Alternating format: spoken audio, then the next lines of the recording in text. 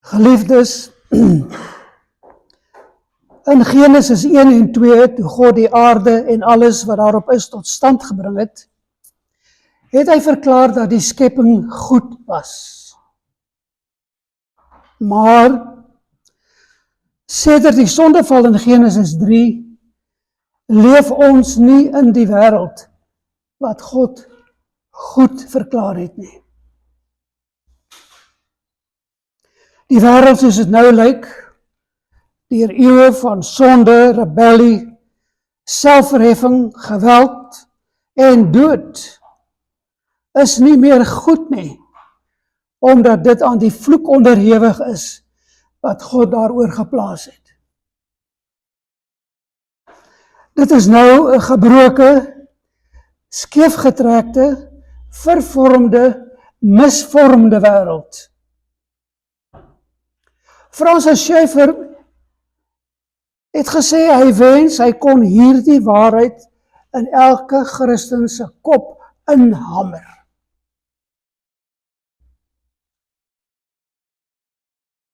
Hy het gesê, ons moet verstaan, en elke gelowige moet verstaan, hierdie wêreld is 'n gebroke wêreld. Dit is nie soos God dit bedoel het nie. En hy het bygevoeg,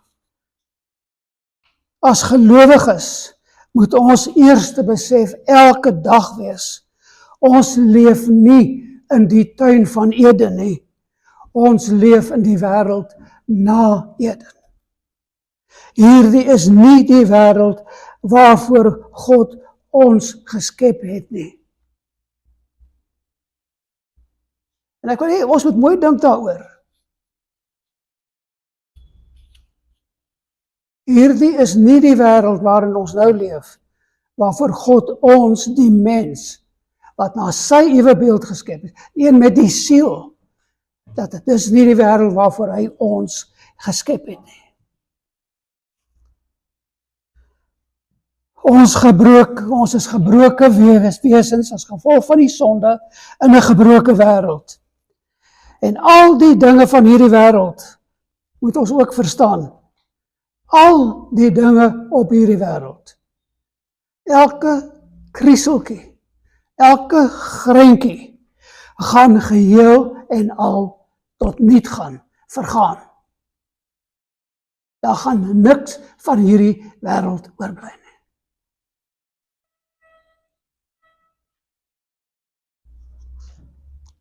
Al wat dan gaan oorbly, is die mens met sy siel. Net ons en God. Net ons en God. En wanneer 'n mens begin om jouself so te sien en te verstaan waar jy is in hierdie wêreld, wat 'n tydelike wêreld is,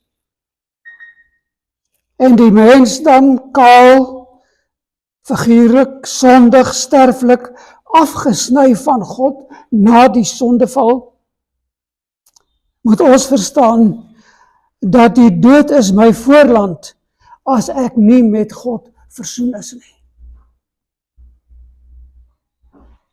Dit is die enigste werklikheid waarop die mens kan staatmaak.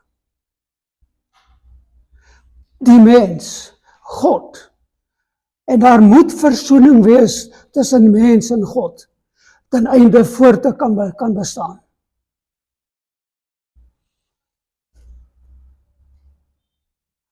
Voort te bestaan saam met God, bygesê.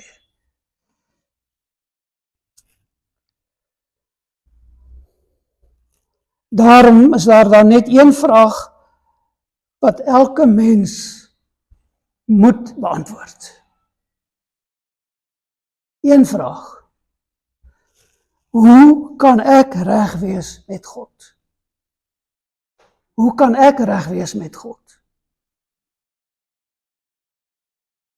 Moet dit nou nie namens ander gaan dink, jy dink dit net namens jouself. Hoe kan ek reg wees met God? Uit 'n menslike oogpunt gesien, bloot menslike oogpunt, is die mens se situasie dis donker, wanhoopig, geen uitkoms nie. Maar in hierdie donker wêreld het God in sy groot genade en liefde 'n redder na die wêreld gestuur. En julle onthou nog daardie twee wonderbaarlike woorde in Romeine 3 vers 21, maar nou, but now, wat dan vertel van die koms van Christus. God stuur sy seun as die lig wat die duister in ons wêreld verdryf. Lukas 1 vers 78 en 79 beskryf dit ook. Deur die innige barmhartigheid van ons God, waarmee die opgaande lig uit die hoogte ons besoek het, om te skyn oor die wat in duisternis en doodskade wees sit, om ons voete na die pad van vrede te rig.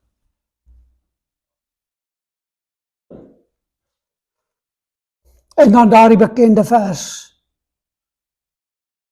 wat die spulpunt is waarom alles dat draai, Johannes 3 vers 16 en 17, want so lief het God die wêreld gehad. So lief het God die wêreld gehad, dat hy sy enige gebore seun gegee het, sodat elkeen wat in hom glo nie verlore mag gaan nie. Wat in hom glo nie verlore mag gaan nie, maar die ewige lewe kan hê. Want God het sy seun in die wêreld gestuur, nie om die wêreld te veroordeel nie, maar dat die wêreld deur hom gered kan word. God het Jesus gestuur, nie om te veroordeel nie, maar om te red. Hier is dus die groot verlossing, die groot uitkoms wat God gestuur het. En sonder hierdie verlosser en sonder hierdie verlossing is daar net die dood, die ewige dood, die ewige hel. Maar die feit dat God die verlosser gestuur het in Jesus Christus, dit, geliefdes, is die boodskap van die kerk. Dit is die boodskap van die kerk. As die kerk sou ophou om al die ander boodskappe wat in die Bybel is, te vergeet of, kom ons sê, net dit los, dan is die een boodskap wat om die kerk van Jesus Christus maak, naamlik dat God het 'n verlosser na hierdie wêreld gestuur, waardeur daar verlossing vir die mens is, vir elkeen wat hom aanneem as die verlosser. Want sy sonde wegdraai en hom aanneem. Dit is die boodskap van die kerk. En die vraag wat elke mens sal moet beantwoord by jou sterwe, ons sterwe, my sterwe, is dit: wat het ek, wat het jy, mens, met Jesus gedoen? Wat het jy met Jesus gedoen?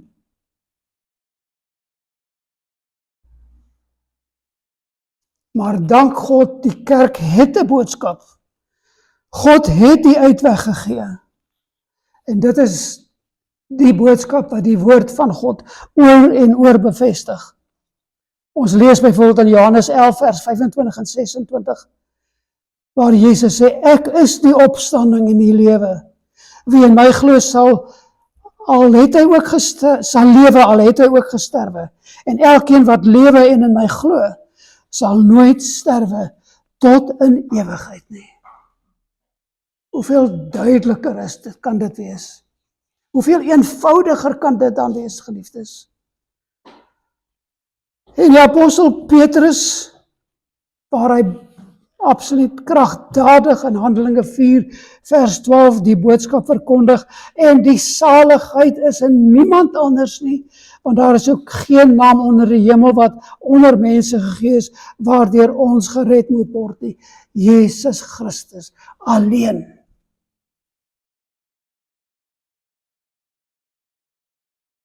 En nou moet ons verstaan, ek het gesê, dis aan die einde van die dag, op die keper beskou, is dit die mens en dit is God. Al die ander dinge gaan verdwyn. Maar hier is die vraag waarmee jy gekonfronteer word. Wat het jy met Jesus gedoen, die een wie God gestuur het vir jou redding? Paulus bevestig ook in Romeine 5 vers 8, by vers wat ons by gaan uitkom. Maar God bewys sy liefde tot ons daarin, dat Christus vir ons gesterf het, toe ons nog sondaars was. Dis die wonder daarvan, dat ons nie eers 'n sekere graad van goedheid, of wellewendheid of iets moes bereik, voordat daar redding gekom het nie. Ons word gered terwyl ons nog sondaars is. Maar dit is die sondaar wat sy sonde besef, dit verstaan en wegdraai daarvan, en Christus aanroep as die gegewe verlosser van God. In 1 Johannes 4 vers 9 beskryf die apostel Johannes dit so, nie net 9 nie, maar ook 'n paar verse verder.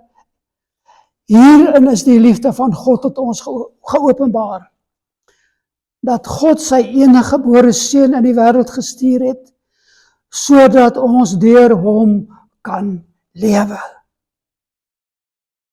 Hierin is die liefde. Nie dat ons God lief gehad het nie, maar dat hy ons lief gehad het en sy seun gestuur het as 'n versoening vir ons sondes. Dan in vers 13, en hieraan weet ons dat ons in hom bly en hy in ons, dat hy ons van sy gees gegee het. Met ander Johannes sê, hoe weet ons dat ons gered is? Wanneer ons sy gees in ons het. Hoor mooi wat ek sê. Hoe kan ons weet dat ons gered is, wanneer ons sy gees in ons het? En dit is presies die boodskap waarin ons vandag gaan kyk. Net nog 'n vers 1 Johannes 3 vers 1, ook 'n verdere aspek van God se genade en liefde, wat maar net bevestig dat God ons nie net gered het nie, maar dat hy ons ook as sy kinders aangeneem het. Kyk wat 'n groot liefde die Vader aan ons bewys het, dat ons kinders van God genoem kan word. Met ander woorde, dat hy ons aangeneem het as sy kinders, waarna ons ook 2 weke terug gekyk het. Maar die belangrike ding is dit, die een wat gered is, het die gees van God in hom. In ons studie van Romeine, kom ons dan vandag by Romeine 5 vers 5. Dis ons teksvers. En hier is dan daardie uiters vertroostende en bemoedigende boodskap. En ek gaan vers 5 lees binne die konteks van die eerste 5 verse, soos dit ook op die bulletin is, Romeine 5 vers 1 dus, omdat ons dan uit die geloof geregverdig is, het ons vrede by God, deur ons Here Jesus Christus, ons redder Jesus Christus. Deur wie ons ook deur die geloof die toegang verkry het tot hierdie genade waarin ons staan. Hierdie genade van redding, hierdie genade van kind wees van God. En op grond van daardie genade roem ons in die hoop op die heerlikheid van God. Met ander woorde, ons is baie seker dat ons hom gaan sien. Die gelowige is daarvan verseker. En nie alleen dit nie, maar ons roem ook in die verdrukkinge, die swaar kry, die beproewinge wat Jesus beloof het, omdat ons weet dat daardie verdrukking lydsaamheid bewerk, en die lydsaamheid beproefdheid, en die beproefdheid hoop. Dit wil sê, daardie verdrukking, daardie slipsis, onthou daai woord, slipsis waarin ons verkeer, daardie omstandighede wat ons dood wil pars, soos olie uit die olyf gepars word ten einde die olyfolie te produseer. Daardie parsproses waarin ons onsself bevind. Op die ou end lei daardie parsproses, daardie drukking tot hoop. Tot hoop. Hoop dat ons die glorie van God gaan en sal sien. En dan vers 5, ons teksvers, die hoop beskaam nie. Ons het verlede keer al na daai eerste frase gekyk. En hier kom ons by die teks vandag. Omdat die liefde van God in ons harte uitgestort is deur die Heilige Gees wat aan ons gegee is. Nou sien julle, hier kom het nou by mekaar uit. Omdat, hoekom het ons hoop wat nooit sal beskaam nie? Hoekom is al daardie vorige stellings waar? Omdat die liefde van God in ons harte uitgestort is deur die Heilige Gees wat aan ons gelowiges gegee is. Daarom is dit die eienskap, die kenmerk van die gelowige, dat hy die Heilige Gees besit. Dat hy die Heilige Gees besit. Hierdie vers bring ons by die hart van die drie-enige God se werking in die lewe van die gelowige. In hierdie vers, geliefdes, vind ons God se werking in die gelowige se lewe. Maar ons sien hier in die eerste plek wat ons moet verstaan, dit is die werking van die drie-enige God. Die drie-eenheid, as ons dit so wil. Dis een van daardie verse wat getuig van die drie-eenheid. In eerste plek het ons God die Vader in sy groot liefde en genade. En dan inbegrepe by die werking van die Vader het ons Christus Jesus, wat in sy gehoorsaamheid aan die Vader om sy lewe te gee, ten einde redding vir die mensdom te bewerkstellig. Daar is Christus Jesus. En dan in die derde plek die Heilige Gees in een van sy belangrikste aktiwiteite in die lewe van die gelowige, naamlik die uitstorting van God se liefde in die hart van die gelowige. Hy neem sy plek in die hart van die gelowige deur God se liefde voortdurend daarin uit te stort.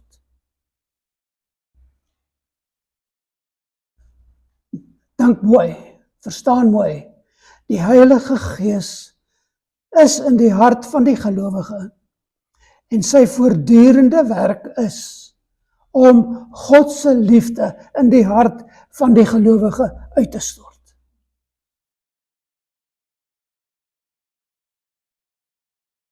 En dit bring ons dan letterlik by die hart van die evangelie. God se liefde stel die redding in werking. God die Seun is die een wat daardie redding moontlik maak. En God die Heilige Gees verseker die gelowige van sy redding deur God se liefde in sy hart uit te stort en daar in die hart van die gelowige te wees. Hy's daar. Hy moet daar wees.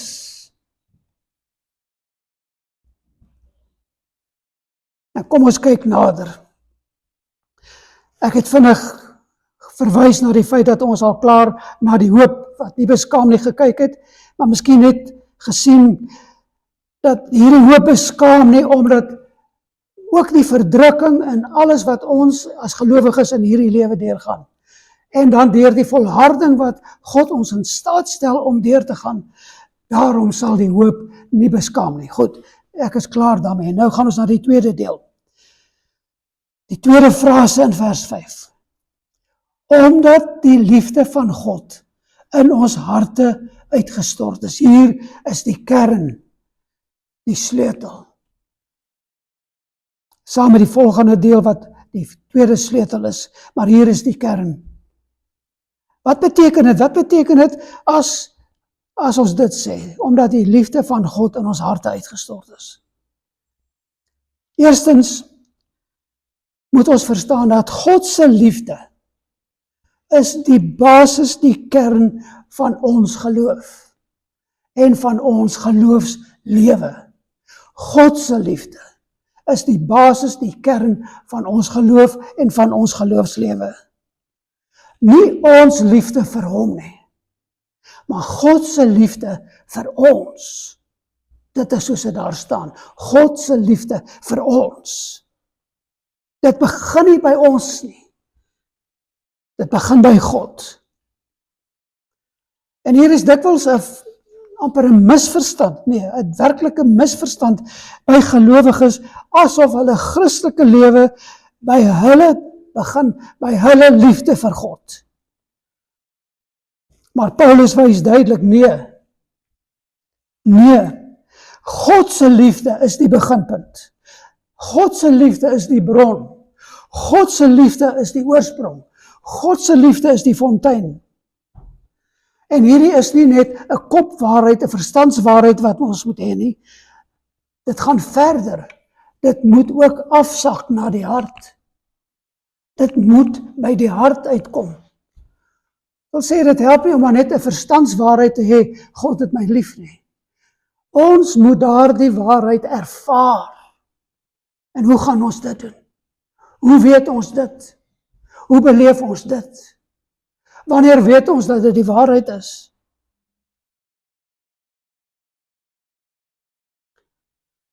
En daarom moet ons verstaan dat die Heilige Gees bring God se liefde nie net na ons verstand nie, maar na ons hart, wanneer hy dan daardie aksie voltooi van die uitstorting van God se liefde in ons hart.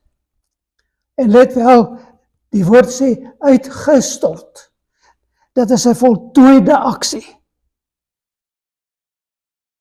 Dit is uitgestort.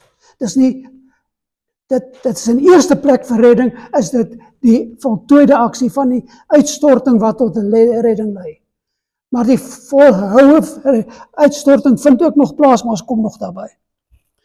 Nou die woord vir uitstort is die Griekse woord ekegoutai, wat beteken om iets uit te giet. Iets uit te giet. Nie soos met 'n druppertjie nie, druppel vir druppel nie, maar oorvloedig soos met gietende strome. En let wel, hy sê, omdat die liefde uitgestort is, weer bevestig dit, dat dit 'n funksie is, 'n funksie is, 'n daad is wat voltooi is. Dit het reeds gebeur daar die eerste keer met die bekering. En nou is dit 'n bestaande werklikheid in die lewe van die gelowige. Maar dan onthou ons ook, want dit vat ons onmiddellik terug na, waar anders in die woord vind ons hierdie? In Esegiel 36 vers 26 en 27, het God sy gees beloof vir die wat syne is. En ons lees in Esegiel 36 vers 26, en ek sal julle 'n nuwe hart gee, en 'n nuwe gees in julle binneste gee. En ek sal die hart van klip uit julle vlees wegneem, en julle hart van vlees gee. En ek sal my gees in julle binneste gee. En ek sal maak dat julle in my insettinge wandel, en my verordeninge onderhou en doen. Kan julle sien waarmee gaan die uitstorting van God se gees gepaard?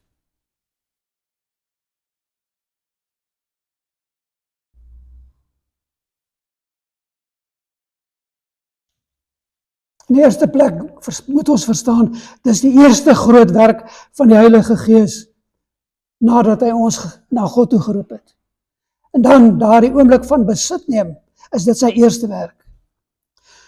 En hy transformeer ons van 'n slaaf van die sonde, na 'n kind van die Here. Hy bevestig daardie oorgang. Hy is die ene wat dit moontlik maak. En nou is dit nie meer die vrees van 'n slaaf nie, maar nou is die sekerheid van 'n kind. Hy is die ene wat ons laat roep, Abba Vader. Want ons het daardie versekering in ons hart. En dan begin ons verstaan dat wanneer die Heilige Gees God se liefde in die hart van die gelowige uitstort, gebeur daar iets baie, baie besonders. Ons begin God sien, nie meer as die regter nie.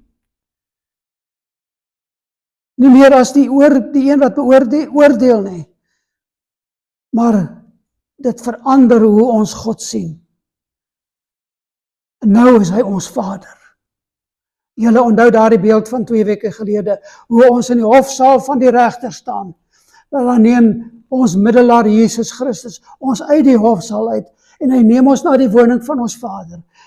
En hy neem ons na die woning van sy Vader, en dan sien ons dat sy Vader God, die almagtige God is, wat nou ons Vader is, wat vir ons sê, welkom my kind.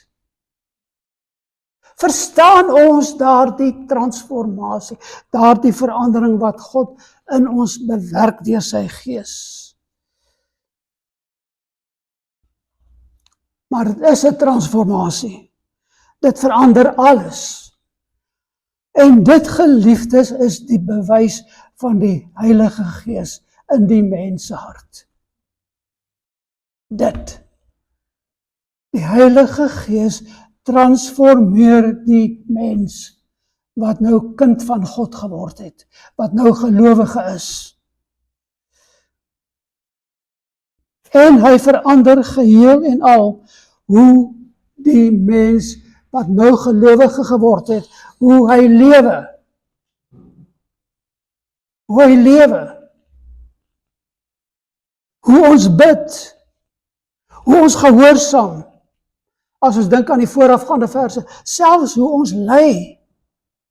Elke aspek van ons lewe word deur hierdie wete beïnvloed dat ons kinders van God die Vader is. En soos ons nou vandag opnuut weer kennis geneem, dat die Heilige Gees in ons harte is. En hy transformeer ons. Hy vat ons voortdurend na die woord toe, en hy sê, so moet jy dan lewe. Daarom is daar die verandering nie daar is nie. Dan is daar rede om jou geloof te betwyfel. En ons moet dit verstaan. Dit is die boodskap van die Nuwe Testament. Dit was die boodskap van die apostels. Dit is die boodskap van elke evangelie en elke brief in die Nuwe Testament. En dan by die laaste brief in die Nuwe Testament, by Openbaring, word dit as die standaard beskou, waar volgens die oordeel gaan plaasvind.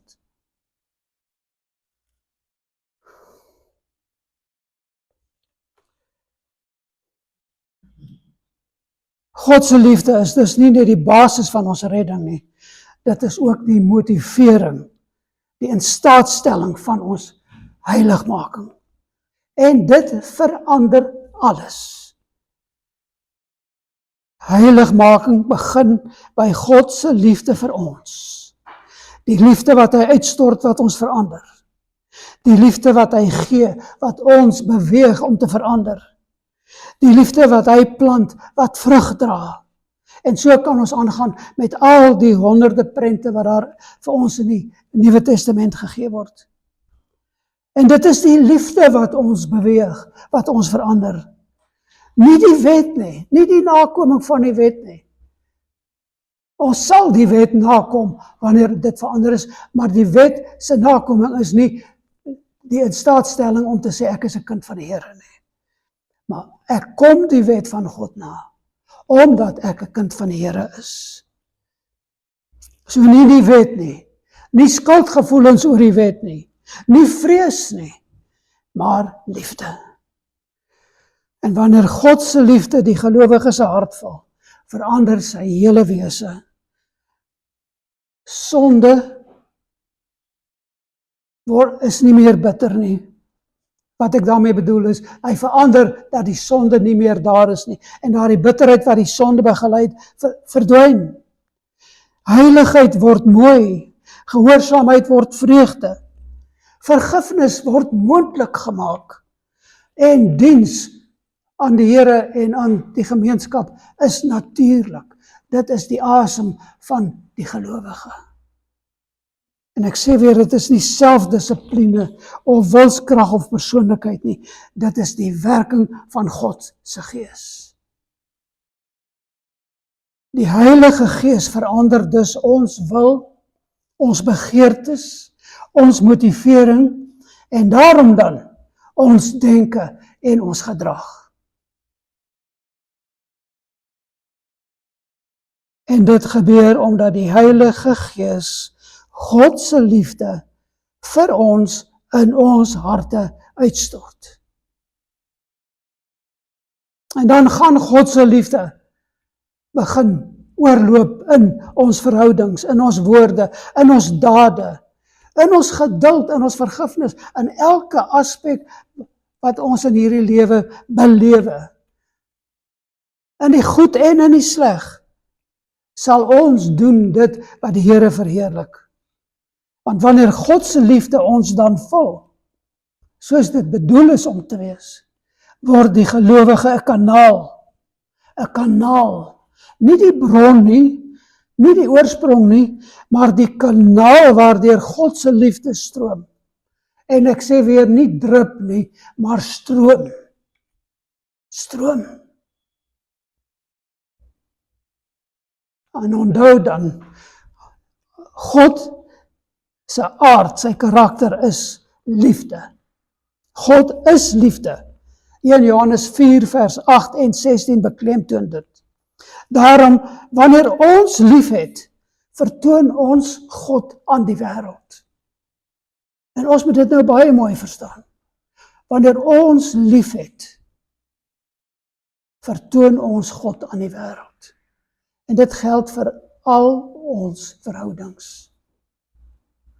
En dit is waarom die wet dan ook vir ons sê, ons moet God lief hê bo alles, ons naaste soos onsself, en selfs ons vyande.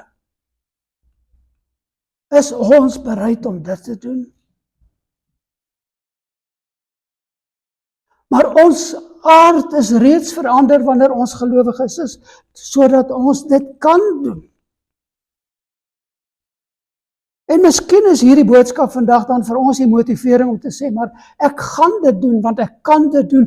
God se Gees stel my in staat om dit te doen.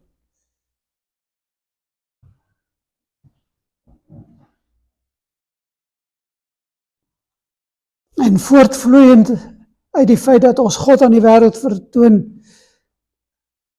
spruit dan ook die feit dat wanneer ons vergewe, vertoon ons hom meer as enige ander tyd in ons vergifnis, in ons bereidheid om te vergewe.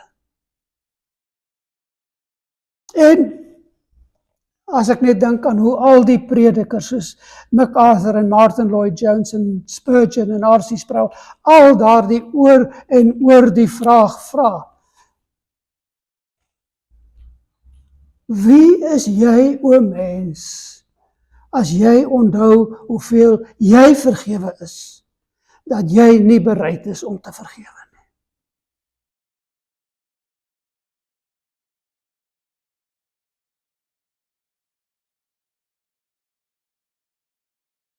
Wanneer ons vergewe, is ons meer soos God as enige ander tyd. Dra ons meer die gelykenis van Jesus in ons as enige ander tyd. Ek nou gepraat, wanneer ons liefhet, wanneer ons vergewe, die derde ding, wanneer ons dien, wanneer ons diensbaar is, daar waar ons lewe, in ons gesin, in ons gemeenskap, in die kerk, en in die besonder ook in die kerk, waar daar soveel geleenthede is om te dien, dan is ons meer soos God en Christus, as enige ander tyd. Dit is wat Jesus in Johannes 13 vers 35 verklaar het. Hieraan sal almal weet dat julle my disippels is, as julle mekaar liefhet. En wanneer jy liefhet, vergewe jy en dien jy. En is jy dan meer soos Jesus en meer soos God as enige ander tyd in jou lewe. En is jy meer bruikbaar vir God as enige ander tyd in jou lewe.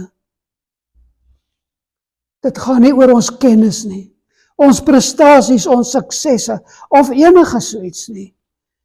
Maar dit gaan oor die mate waarin daardie stroom van God se liefde deur jou as kanaal van sy liefde in die wêreld bekend is.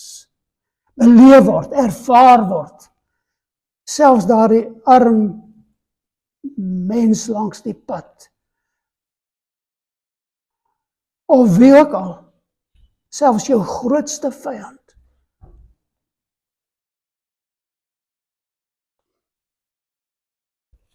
Galasiërs 5 vers 22 sê daarom, en dit sluit aan by soveel ander verse, die vrug van die Gees is liefde. So as ons die Heilige Gees in ons het, wat gaan in ons hart voorop wees? Liefde. Liefde, liefde, liefde.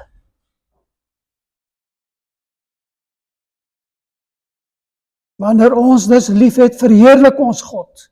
En wanneer ons liefhet, wys ons dat God se Gees in ons werk. En wanneer ons liefhet, wys ons dat ons aan Christus behoort. En dit begin daar, geliefdes, daar in jou eie huis. Daar in jou gemeenskap. Hier in jou gemeente. Hier.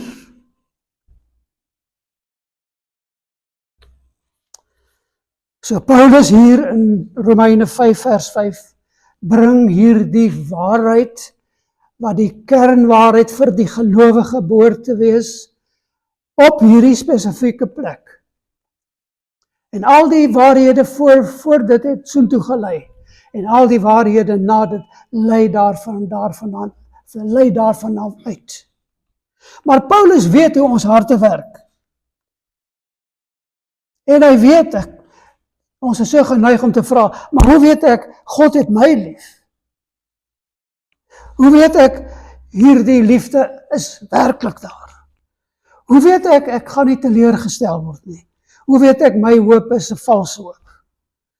Daarom as ons dan na die volgende verse gaan, verse 6 tot 8, waarby ons nog gaan kom, skryf hy, vers 6, want toe ons nog swak was,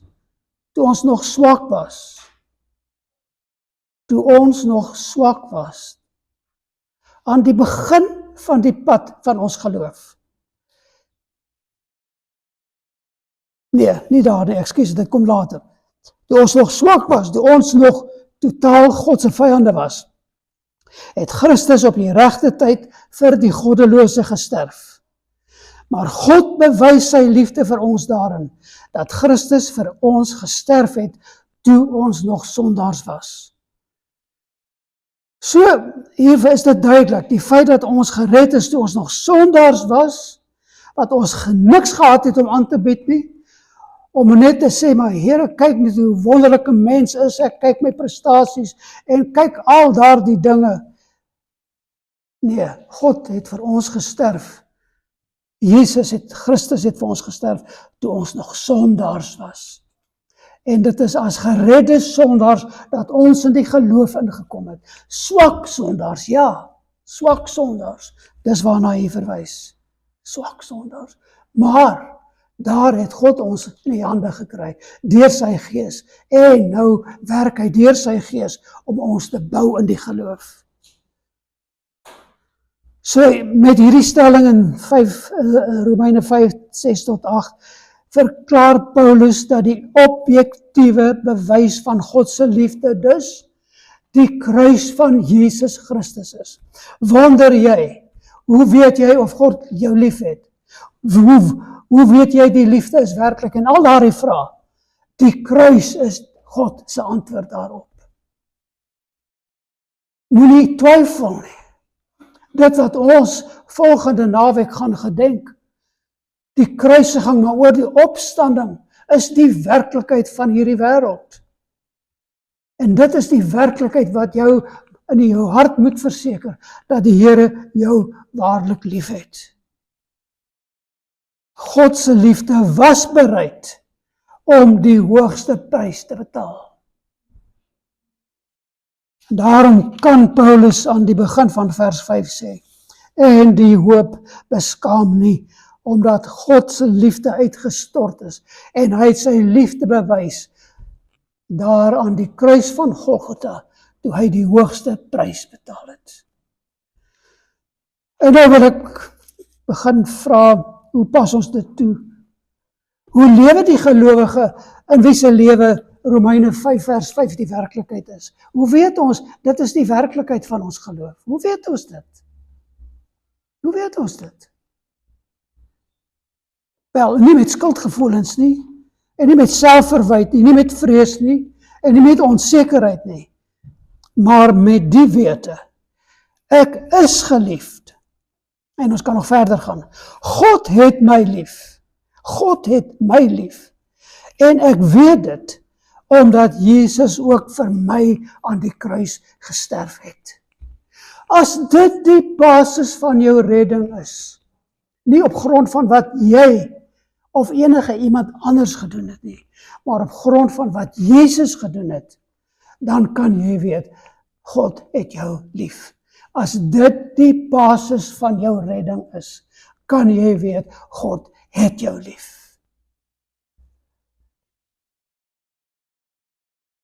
En daar kan jy ook weet, ek is veilig in my redding. Ek is sy kind. Sy liefde is ook my krag, en sy gees woon in my. Sy gees woon in my. En sy gees is sigbaar in my lewe. My hoop sal nie beskaam nie. Dan leef ons soos mense met 'n fontein, 'n stroom van liefde en genade uit ons binneste. 'n Stroom, 'n oorvloed van liefde. Daadwerklike liefde wat gedryf word deur liefde wat die hoogste prys betaal het. Liefde wat selfs die dood ingegaan het in ons plek. Liefde wat die vyandskap uitgewis het. Liefde wat die brug span tussen God en mens, en die mens oorrompel met sy liefde. Daardie liefde wat waarlik lei tot die ewige lewe. Dit is wat die Heilige Gees in ons harte bewerk, geliefdes. Dit is wat die Heilige Gees doen in die hart van elke ware gelowige. En in die Bybel is die hart nie net die plek van emosie nie. Want ons het nou gehoor, die heilige plek stort Gods liefde in ons harte uit. Maar die Bybel is nie, volgens die Bybel is die hart nie net die plek van emosie nie. Volgens die verstaan, soos dit in die Bybel gegee word, is dit die kern van die mens, die setel van sy wil, die setel van sy denke, die setel van sy identiteit, wie hy is en wat hy doen. En jy kan nie die twee skei nie. Op grond van wat jy is, op grond van wie jy is, doen jy. En dit sprei daaruit. Op grond van wie en wat jy is, doen jy, lewe jy. Dit is die plek waar jy besluit, waar jy lief het, waar jy glo, waar jy rebelleer teen dit wat verkeerd is, standpunt inneem, terugkeer, voortgaan ensovoorts. Alles wat die Bybel vir jou voorskryf om te doen, om te sê, so lewe die gelowige. Met ander woorde, wanneer God sy liefde uitstort, stort hy dit uit in ons harte, wat die kern is van ons hele menswees. En dit gaan nie net oor die emosies nie, inteendeel, dit moet uitwerk in ons wil en in ons denke en ons dade. En dit transformeer ons. Dit omskep ons in wesens wat ons nooit was nie. Die hart was die plek van vyandskap voorheen, ook met God. Maar nou is dit die plek van liefde. In Romeine 5 vers 10 waarby ons nog kom, sê vir ons duidelik, ons was vyande van God. En ons weet dit was so, maar nou is ons nie meer nie. Daardie vyandskap was in die hart van die ongelowige. Daardie plek waar God verwerp was, waar die hart sy eie pad gekies het, waar die hart sy eie God wou wees. Maar nou in Christus word daardie selfde hart die plek waar God sy liefde uitstort. En dit stroom uit die hart van die gelowige. En die plek van vyandskap word die plek van versoening. Die plek van rebellie word die plek van aanbidding. Die plek van die dood word die plek van die lewe. Die hart wat klip was, word sag. Dit wat klip was, word ook vlees. Wil sê, 'n ware mens wat soos Christus lewe. Weerstand word oorgawe. Hardheid word nederigheid. God se liefde wek liefde vir God. En wek liefde vir die naaste. En wek liefde vir almal. En daarom, omdat die liefde van God in die gelowige se hart uitgestort word deur die Heilige Gees wat aan ons gegee is, kan die gelowige nou soos 'n ware kind van die heilige, almagtige Vader lewe. In die mate en met altyd en altoos met die verwagting en die begeerte dat ons God sal hoor sê, goed so, my getroue kind, kom in die huis van jou Vader. Mag die Here dit in elkeen se hart vandag bevestig. Daar is nie 'n ander geloof nie. Dit is die enigste boodskap van die Christendom. Amen.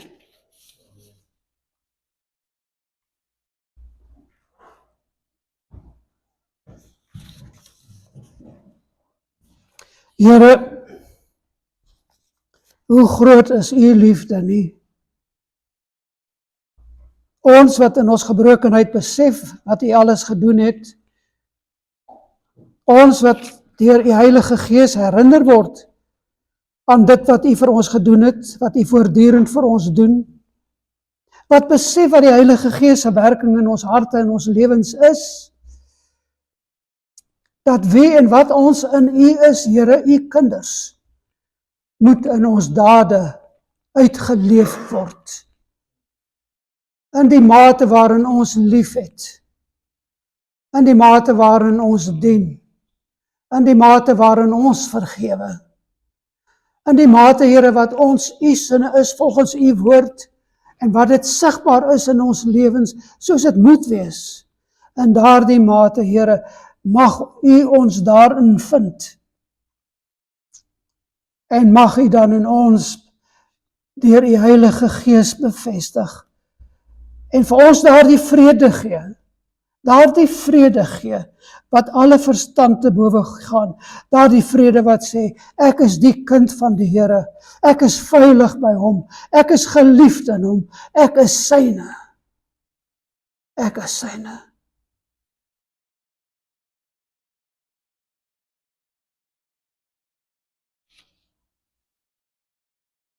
Laat hierdie vrede dan diep in ons harte leef, Here,